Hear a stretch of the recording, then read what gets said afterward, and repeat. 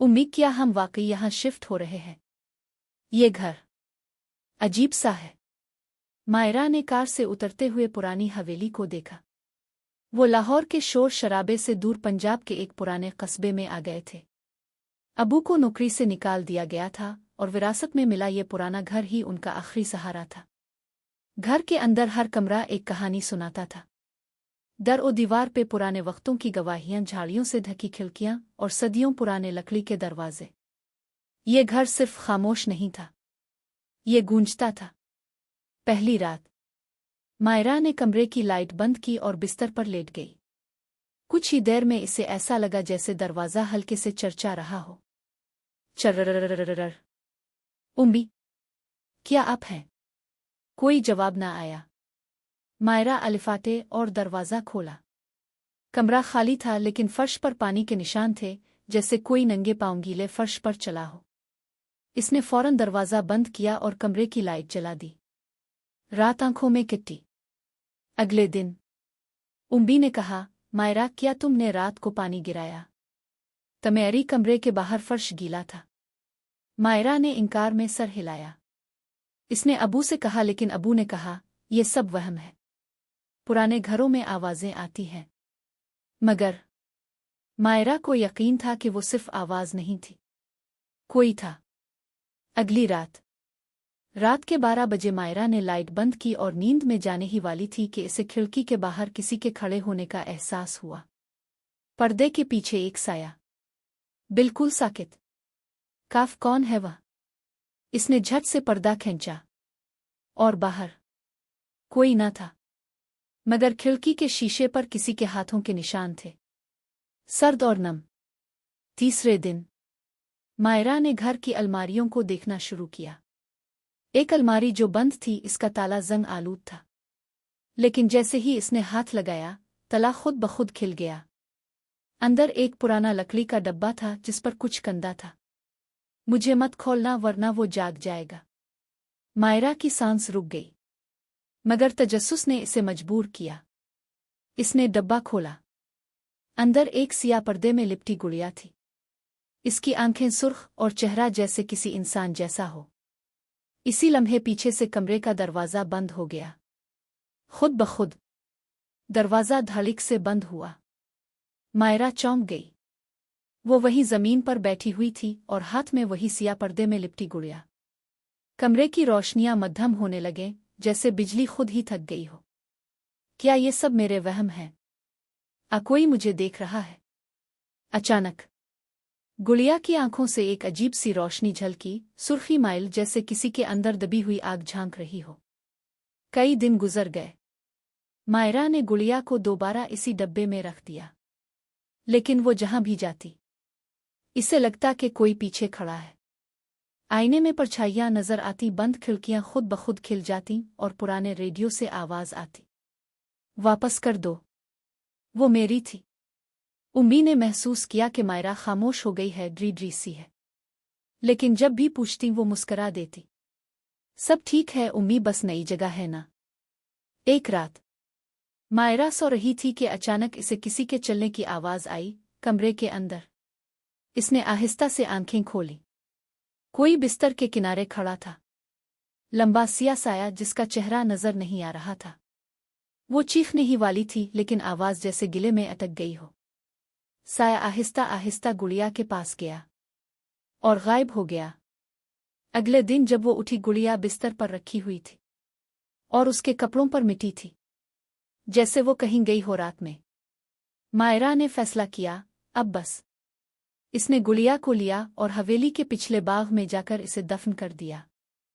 इसे लगा जैसे किसी ने इसकी गर्दन को नरमी से छोड़ा हो। लेकिन इस रात जब वो सोई, इसे ख्वाब आया। एक पुरानी नो उम्र लड़की सफ़ेद जोड़े में खाली आंखों से कह रही थी, वो मेरी थी, तुमने इसे मुझसे छीन लिया, अब तुम मेरी जगह लोगी। अगली सुबह मायरा की आंखों के नीचे सियाह हल्के थे। बात करते हुए वो कभी रुक जाती, कभी किसी अनदेखी चीज से बात करने लगती। उम्मी ने कहा, हमें किसी मौलवी साहिब को बुलवाना चाहिए, लेकिन अबू ने कहा, ये सब फजूल बातें हैं, नफसियाती मसला हो सकता है। तभी मायरा बोली, वो लड़की कहती है ये इसका घर है और मैं घुस बैठी हूँ। शाम को मौलवी साहिब आ गए। उन्होंने घर का जायजा लिया, पुराने कमरों में तिलावत की और आखिर में मायरा के कमरे में पहुंचे। जैसे ही उन्होंने दरवाज़ा खोला, कमरा एकदम ठंडा हो गया। पसीने की बूंदें उनके माथे पर उभर आईं। यहाँ कोई पुराना साया है जो बांधा गया था, मगर अब आज़ाद हो गया है। क्या आप कुछ कर सकते हैं? उम्मी ने घबरा कर पूछा। अगर इस शय की चीज़ वापस कर दी जाए तो शायद मामला ख़त्म हो जाए। रात को मायरा चुपचाप अलिफाटे बाग की तरफ गई और गुड़िया को दोबारा निकाला। इस बार गुड़िया के हाथ में एक चट थी जो पहले नहीं थी। चट पर लिखा था, तुमने मुझसे लिया, अब तुम मेरी जगह बनोगी। सूरज निकलने से पहले अगर ये गुड़िया मुझ तक न पहुंची तो तुम वो बनोगी जो मैं हूं, कैद हमेशा के लिए। मायरा के हाथ कांप रहे थे। गुड़िया उसी तरह उसके हाथ में थी, लेकिन अब उसकी आंखें जैसे जिंदा इंसान की आंखों की तरह लग रही थीं। रोशनी, हरकत और गुस्सा। मुझे इस तक पहुंचाना है, लेकिन वो है कहाँ? मायरा ने खुद से कहा। चांदनी रात थी, बाग सनोटा हुआ में सरसराहट थी, जैसे किसी ने पीछे से कुछ कहा हो। तब अचानक मिट्टी से एक पुराना दरवाज़ा जाहिर हुआ, जैसे वो ज़मीन ने छुपा रखा हो। मायरा ने गुड़िया को सीने से लगाया और दरवाजे की तरफ बढ़ी। दरवाजे के पीछे एक पुराना तहखाना था। ईंटों की दीवारों पर खून जैसे धब्बे, जले हुए खिलौने और एक आईना जो ज़मीन पर पड़ा था। जैसे ही मायरा ने इस आईने में देखा, इसे वो लड़की नजर आई, सफ़ेद जूड़े में, उसी की उम्र की, उसी जैसी सूरत।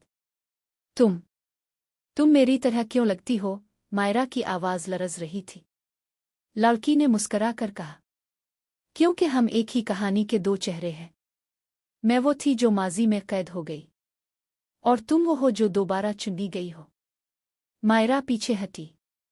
नहीं, मैं जिंदा हूं, मैं तुम नहीं हूं, इसने चीखा।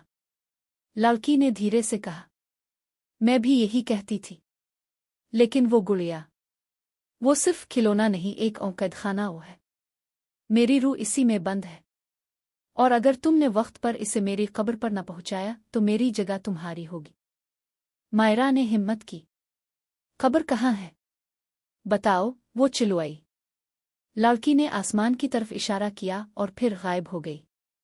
मायरा भागी, बाग से निकलकर पीछे वाक़ई खंडर नुमा दरख्तों के झुंड में पहुंची, जहां एक बोसीदा कब्र पर लकीरें पड़ी थीं।